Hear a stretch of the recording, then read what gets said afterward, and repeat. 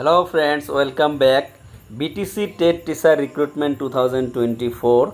যেটো MCC কারণে postpone হয়েছিল সিলেকশন প্রসেস চলি আছিল ভেরিফিকেশন লিস্ট পাবলিশ হয়েছিল once again verification list publish হয়েছে হয় ভেরিফিকেশন লিস্ট পাবলিশ হয়েছে ওয়ান্স अगेन আফটার MCC মানে code of conduct of for ইলেকশনের কারণে যেটো চলি আছিল ইয়ার কারণে বন্ধ হয়েছিল আকো পাবলিশ হয়েছে লিস্টটো এতিয়া লিস্টত চাম আমি কিবা পরিবর্তন হল নেকি আৰু কি আপোনালোকে ডকুমেন্টেশন লৈ আহিব ইয়াও আলোচনা কৰিম আৰু কেতিয়াৰ পৰা হ'ব তো বিটিসি নোটিফিকেশন আহিছে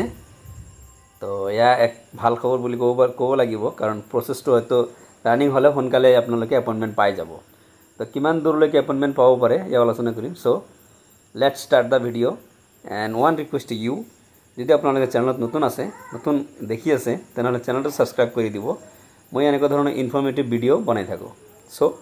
লেটস স্টার্ট দা ভিডিও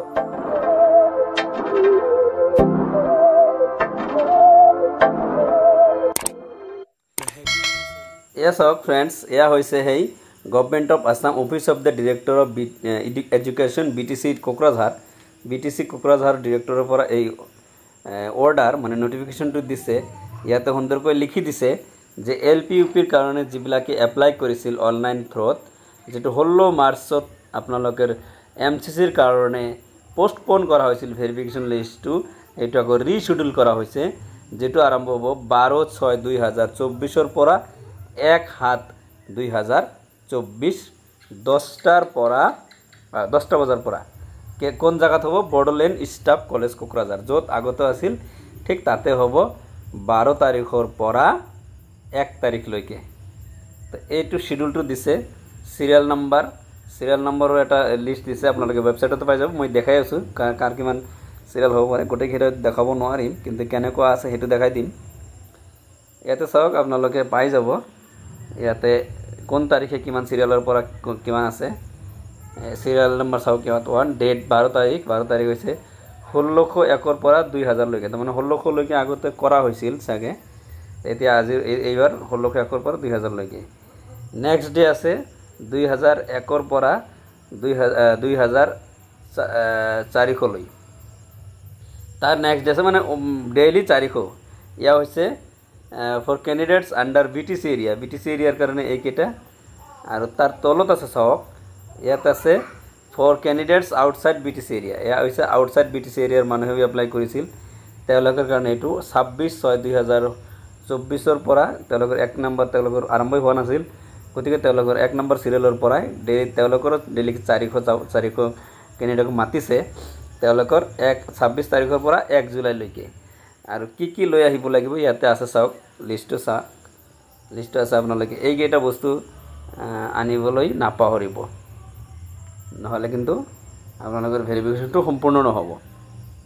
ইয়াতে চাওক ক্যান্ডিডেট কি আনিব লাগিব লিখি দিছে যে candidates hereby directed to appear before the selection committee with all original certificate বিলাক আনিব marksheet and other professional documents মানে B.Ed বা D.LED এবিলাক যাৰ আছে সেইবিলাক লাগিব আৰু এটা বস্তু লাগিব হৈছে কি affidavit of small family along with photocopies in the এইটো বস্তু আনিব লাগিব স্মল ফ্যামিলি সার্টিফিকেট যেটো আপোনালোকে affidavit আকাৰ আনিব লাগিব এটো আগৰ ভিডিও বিলাকত আলোচনা কৰা হৈছিল আপোনালোকে নিজেও যিবিলাকে ভেৰিফিকেশন কৰিছে তেওঁলোকৰ পৰাও খুদি লব এটো কৰ পৰা affidavitটো বাহিৰ কৰিব লাগে আই থিংক সাৰ্কেল কি কয় SD সিভিল অফিসৰ পৰা এটো বাহিৰ কৰিব লাগে আৰু তাৰ পিছত দিছে সিৰিয়াল নাম্বাৰ ওয়াইজ আনিব লাগিব সিৰিয়াল নাম্বাৰ ওয়াইজ আহিব লাগিব আৰু serial number wise to code দিয়া আছে education.bodoland.gov.in অফিশিয়াল ওয়েবসাইট এটো BTC ডিরেক্টর BTC এর অফিশিয়াল ওয়েবসাইট হৈছে এটো আৰু ইয়াৰ কাৰণে আপোনালোকে যে দূৰদূৰণিৰ পৰা আহিব ইয়াৰ কাৰণে আপোনালোকক কোনো ধৰণৰ TA আৰু DA দিয়া নহব ইয়াতে হৈছে এই ভেৰিফিকেশন লিস্টটো ইয়াতে চাওক ভেৰিফিকেশন লিস্ট দিয়া আছে নাম আছে আপোনালোকৰ ক্যান্ডিডেট নেম ক্যান্ডিডেটৰ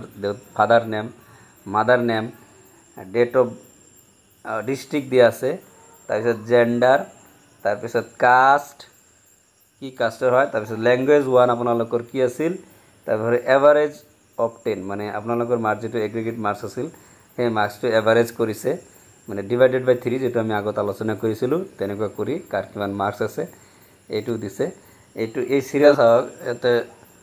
94 পেজ আছে সাগে 94 পেজ আছে ইয়াৰ গোটেইখিনি লিষ্ট মই লাষ্টৰ পেজটো চাই আছে কিমান সিৰিয়াল নম্বৰ লৈকে আছে এটা চাওক 3476 এইটো হৈছে বিটিসি এৰিয়াৰ আউটসাইড বিটিসি এৰিয়াৰ লিষ্টটো আকৌ মই ইয়াত আনা নাই ওয়েবসাইটতে আছে তো এইখিনি আছে ইয়াতে কাট অফ চাওক আপোনালোকে হয়তো এভারেজ মার্ক ইয়াতে 00 আছে এইটো অস্পষ্ট বা কিবা কিবিৰ কাৰণে এইটো দিয়া নাই আপোনালোকে আহিলে এইটো ঠিক হৈ যাব ইয়াৰ কাৰণে কোনো টেনচন ল'ব লগা নাই আপোনালোকে অৰিজিনাল সাৰ্টিফিকেটটো লৈ আহিব এইটো যেহেতু ভেৰিফিকেশন প্ৰসেসটো আধা হৈয়ে গৈছে তো সকলোৱে গোটেইখিনি নিয়মখিনি জানে তো এতিয়া প্ৰশ্ন হল এপয়েন্টমেন্ট বা সিলেকশন প্ৰসেস বা মেৰিট লিষ্টটো কেতিয়া দিব চাওক মই যেখিনি খবৰ জানো বা খবৰ মানে কৰিছিলো বিটিসি এৰিয়াৰ বহুতখিনি পোষ্ট খালি হৈ আছে আৰু কিছুমান স্কুল আছে সিঙ্গেল টিচাৰ হৈ স্কুল আছে তো গতিকে বিটিসি সৰকাৰ সোনকালে দিয়াৰ কাৰণে চেষ্টা কৰিব বা তেনেকুৱা অফিচিয়ালি খবৰো আছে যে সোনকালে দিয়াৰ মানে ব্যৱস্থা কৰিব যদি কোনো ধৰণৰ আইনী বাধা প্ৰকল্প নাহে তেতিয়াহলে আপোনালোকৰ এপয়েন্টমেন্ট যেটো আছে এপয়েন্টমেন্ট দিয়াৰ ব্যৱস্থাটো অতি সোনকালে বিটিসি এৰিয়াটো পাই যাব আৰু অসমৰটো এটো ভেৰিফিকেশন আৰম্ভই হোৱা নাই অসমৰটো আৰম্ভ হ'ব as per education minister Ranoj Pegu সোনকালে কৈছে যে সোনকালে আৰম্ভ কৰি দিম আমি এমসিসিৰ কাৰণে বন্ধ হৈ আছিল তে গতিকে দুই ফালৰ পৰাই